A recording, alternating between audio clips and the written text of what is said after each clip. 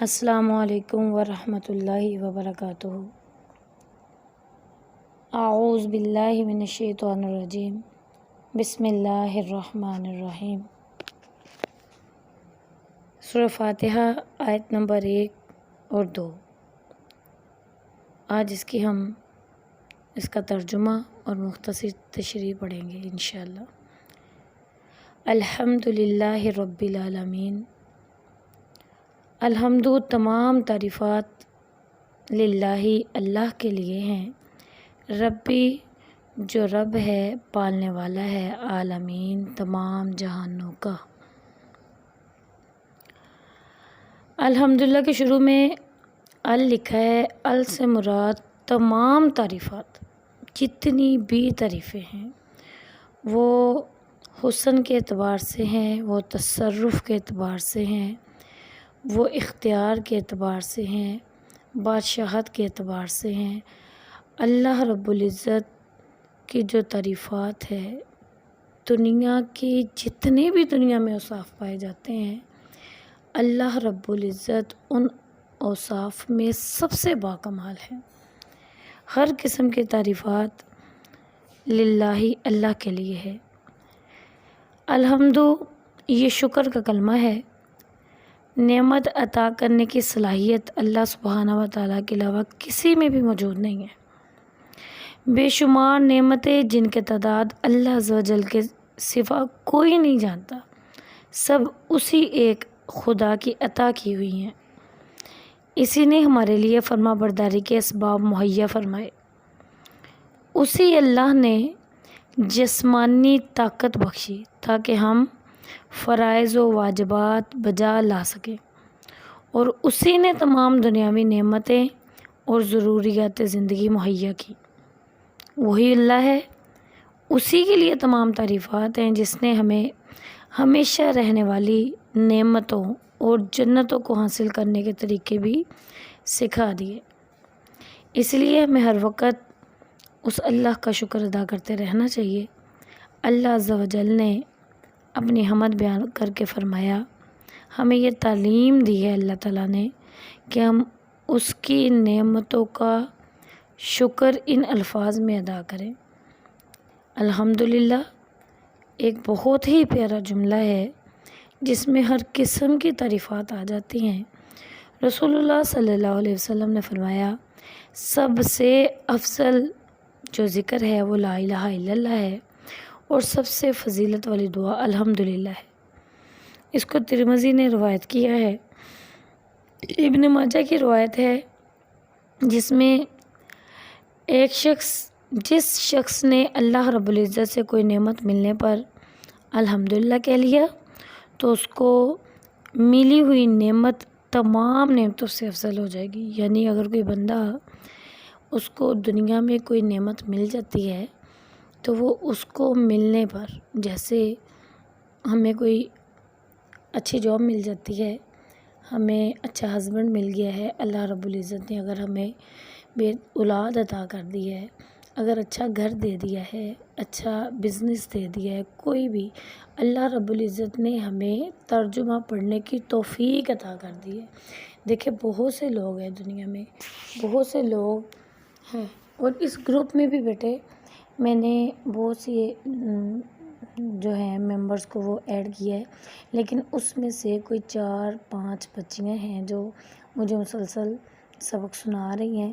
تو اس کا مطلب ہے کہ یہ اللہ کا آپ پہ احسان ہے کہ اللہ رب العزت نے ان 25-30 لوگوں میں سے آپ کو چن لیا ہے، اور آپ بہترین طریقے سے ڈیلی سبق یاد کرتی ہیں اور اس کو سناتی ہیں۔ اگر کوئی مسٹیک آ بھی جاتی ہے فرض کریں تو بیٹے اللہ رب العزت اسے معاف کرنے پہ قادر ہے۔ اللہ ہمیں اس پہ عمل کی توفیق عطا فرمائے، اور اللہ نے یہ جو نعمت ہمیں عطا کر دی ہے نا کہ اللہ رب العزت نے آپ کو لگا دیا ہے ترجمے کی طرف، تفسیر کی طرف۔ دیکھیں بہت سی بہنیں اور بھی ہیں جو سنتی بھی ہیں، دیکھتی بھی ہیں، اور لیکن وہ سنانے کی ابھی ان میں شاید ان کے پاس وقت نہیں مل رہا، یا ان کو ٹائم نہیں مل رہا، یا ان کو انٹرسٹ نہیں ہو رہا اس چیز میں۔ تو بیٹے یہ جو بچیاں سنا رہی ہیں ان کو سمجھ لینا چاہیے کہ ان پہ یہ اللہ کا کوئی خاص کرم ہے جس کی وجہ سے اللہ رب العزت نے ان کو اس طرف لگا دیا، اور وہ مسلسل 3-4 دن سے جو میں لیسن سینڈ کر رہی ہوں اس کا رپلائی کر رہی ہیں، اس کو یاد کر کے سنا رہی ہیں اور اس کو لکھ رہی ہیں۔ تو اس پہ ہمیں اللہ رب العزت کا شکریہ ادا کرنے کے لیے الحمدللہ کہنا چاہیے، اور جب ہم اللہ رب العزت کی عطا کردہ نعمتوں پر کسی چیز پہ الحمدللہ کہہ دیتے ہیں تو اللہ ہمیں اپنی اس نعمت پر الحمدللہ کہنے کی وجہ سے اس نعمت کو تمام نعمتوں سے افضل کر دیتے ہیں۔ ایک صحابی رسول تھے، وہ کہتے ہیں کہ انہوں نے دعا پڑھی، یا رب لک الحمد کما ینبغی لجلال وجہک و عظیم سلطانک، جس کا ترجمہ ہے، اے میرے رب آپ ہی کے لیے تمام تعریفیں ہیں جو آپ کے چہرے کے جلال اور عظیم سلطنت کے مطابق ہیں۔ فرشتوں نے اس کے اجر کے مطابق پوچھا تو اللہ رب العزت نے فرمایا، اسے اسی طرح لکھ لو جیسے میرے بندے نے اس کو پڑھا ہے، جب اس کے ساتھ میری ملاقات ہوگی تو اس کا میں اجر اس کو خود دوں گا۔ یہ بڑی پیاری دعا ہے، جو بندہ یہ دعا پڑھ لیتا ہے، یا ربی لک الحمد کما ینبغی لجلال وجہک و عظیم سلطانک، تو اللہ تعالیٰ اس کو ملنے والی نعمتوں کو تمام نعمتوں پہ افضل کر دیتا ہے۔ آپ لوگوں نے اس دعا کو یاد بھی کرنا ہے اور اس کو لکھنا بھی ہے، تاکہ آپ اس کے متعلق میں آپ کو ایک اور روایت بتا دوں، ایک واقعہ بتا دوں کہ ایک مرتبہ رسول اللہ صلی اللہ علیہ وسلم حضرت ابو ہریرہ رضی اللہ تعالیٰ عنہ کے ساتھ کہیں جا رہے تھے، تو راستے میں دیکھا ایک بڑا ہی کمزور اور لاغر شخص بیٹھا ہے۔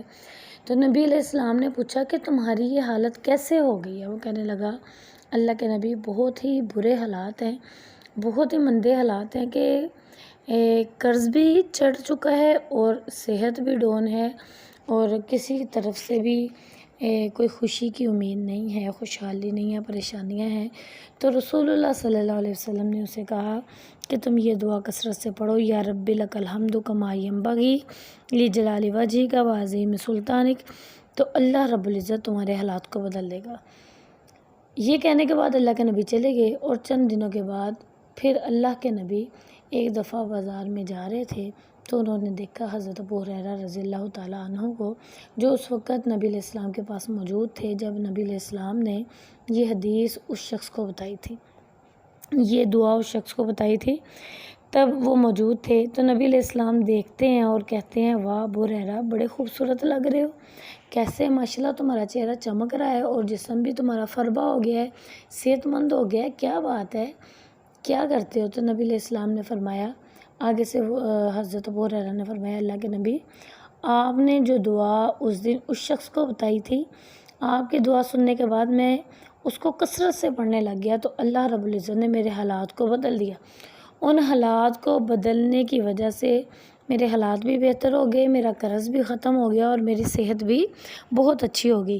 تو اگر ہم بھی نبی علیہ السلام کی اس حدیث کو یقین کرتے ہوئے، اور رسول اللہ صلی اللہ علیہ وسلم کا فرمان تو غلط ہو ہی نہیں سکتا، اس کا ہمارا کامل ایمان ہے، تو ہمیں اس کو اگر ہم کثرت سے پڑھتے رہیں تو اللہ رب العزت ہماری ساری پریشانیوں کو ختم کر دیں گے۔ الحمدللہ اللہ کی تعریفات کا یہ ایک شکر کا کلمہ ہے جس میں تمام قسم کی تعریفات آ جاتی ہیں۔ للہ اللہ کے لیے، اس میں لفظ اللہ کا ذاتی نام ہے، باقی جتنے بھی نام ہیں صفاتی نام ہیں۔ یہ آپ کے لیے ایک کوسچن ہے، اور جب آپ سے ٹیسٹ لیا جائے گا تو اس میں یہ کوسچن رکھ سکتی ہوں کہ اللہ کے ذاتی نام کون سا ہے اور صفاتی نام کون سے ہیں، تو آپ کو بتانا ہوگا کہ اللہ رب العزت کا ذاتی نام ہے، باقی تمام نام صفاتی نام ہیں۔ اچھا، آگے ہے ربی، جو رب ہے عالمین، تمام جہانوں کا۔ رب کے معنی ہے مالک اور مختار کل۔ رب اسے کہا جاتا ہے جو مملوکہ چیزوں میں ہر طرح کے تصرف کا اختیار رکھتا ہو، ٹھیک ہے۔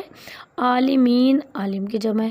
اچھا، ایک چھوٹی سی تفسیر میں آپ کو یہاں بتانا چاہتی ہوں کہ بیٹے جو رب ہے وہ رب عربی میں، عربی گرامر میں ہر اس شخص کو بھی کہا جا سکتا ہے جو ہماری کفالت کرتا ہے، چاہے وہ ہمارا باپ ہے، ہمارا بھائی ہے جو ہمیں کھانے کو، پینے کو، پہننے کو لا کے دیتا ہے، اور چاہے وہ ہماری دکان کا مالک ہے جو ہمیں پے دیتا ہے اور ہماری کچھ نہ کچھ ضروریات کا خیال رکھتا ہے، یا ہماری کسی فرم کا، ہمارے کسی کارخانے کا، ہمارے کسی بزنس کا جو مالک ہے، وہ جو ہمیں پے دیتا ہے، اس کو بھی عربی زبان میں رب کہا جا سکتا ہے۔ لیکن وہ جو رب ہے وہ ایک مختصر سے لوگوں کا یا ہمارا باپ ایک گھرانے کا رب کہلاتا ہے، لیکن جو اللہ رب العزت رب ہے وہ رب العالمین ہے، تمام جہانوں کا رب۔ عالمین، عالمین سے مراد تمام جہانوں کا رب۔ عالمین، عالم کی جمع ہے، عالم کی۔ اچھا، اور عالم بعض علماء کے نزدیک عالم 4 طرح کے ہیں: عالم ارواح، عالم دنیا، عالم قبر اور عالم برزخ۔ یہ 4 عالم ہیں، اور بعض کہتے ہیں عالم بہت زیادہ ہیں، جیسا کہ جنوں کا عالم، انسانوں کا عالم، فرشتوں کا عالم، شیطانوں کا عالم، پرندوں کا، چرندوں کا، درندوں کا اور مچھلیوں کو، ایسے نا حشرات الارض کا عالم، مختلف عالم ہیں۔ الحمدللہ، تمام تعریفات للہ، اللہ کے لیے، ربی جو رب ہے، عالمین تمام جہانوں کا۔ اب آپ نے مجھے ایک ایک لفظ کا ایسے ہی ترجمہ معنی بتانا ہے، اور ساتھ میں آپ لوگوں نے اس کا بامحاورہ ترجمہ کرنا ہے، جو کہ یہ ہے: سب تعریفات اللہ ہی کے لیے ہیں جو تمام جہانوں کا پالنے والا ہے۔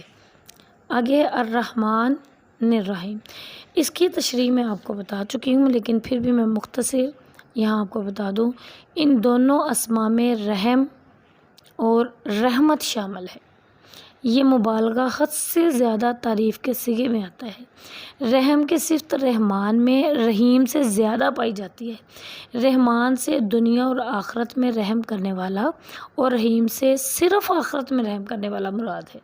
یعنی رحمان اللہ دنیا میں ہے، دنیا میں کوئی انسان ہے، کافر ہے، کوئی مشرک ہے، یہودی ہے، عیسائی ہے، اللہ رب العزت اگر کوئی اس کی عبادت کر رہا ہے تو اللہ اسے بھی عطا کر رہے ہیں، اور اگر کوئی اس کو نہیں مانتا اور کوئی بتوں کی پوجا کرتا ہے یا کسی بھی چیز کی پوجا کرتا ہے، آگ کی پوجا کرتا ہے، فرشتوں کی کرتا ہے، ستاروں کی کرتا ہے، یا اللہ رب العزت کو وہ نہیں مانتا، پھر بھی اللہ رب العزت اس کو روزی عطا کر رہے ہیں۔